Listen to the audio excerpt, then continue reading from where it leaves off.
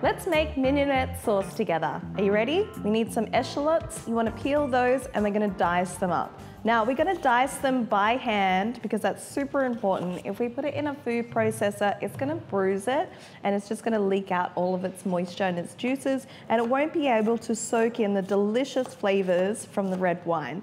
Now, the star of your show for this dish is the red wine. So make sure you get a really delicious red wine vinegar that you enjoy. Otherwise, it's really not going to be a very good mignonette dressing, okay?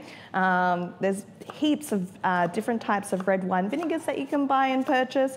Just find a really good quality one because it is the star, okay? Once you've diced up all your onions, we're going to pop it into the bowl. We're going to mix it together with some freshly cracked black pepper, and then we're going to let it sit for a little bit in the fridge. The reason we let it sit is give it a chance to marinate and let your eschalots breathe in the flavor from your red wine vinegar, okay? You see how we can just finely dice it by hand? If you're not good at finely dicing it by hand, you can dice it as best you can, but then go back over it with the knife. In this particular recipe, you want to make sure that your eschalots are peeled before you weigh them out. So then that total weight of eschalots is your peeled weight, and you'll be able to chop all of that up, okay?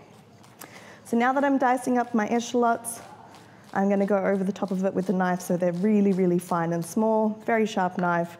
I'm going to go over the top.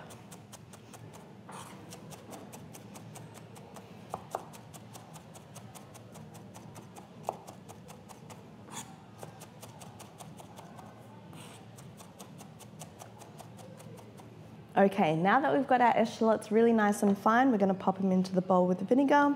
Slide my board forward a little bit, place your bowl under the bench, and then you can slide everything in. And now we can add our freshly cracked black pepper.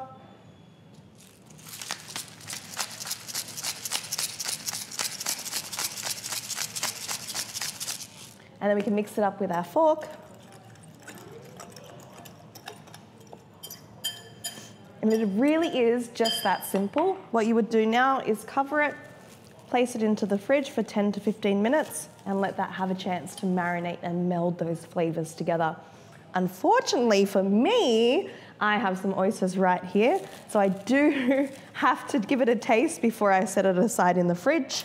And we're gonna pop our little spoon here. And I love eschalots, so I'm gonna put lots on top of there. And are you ready? We're gonna have a little taste.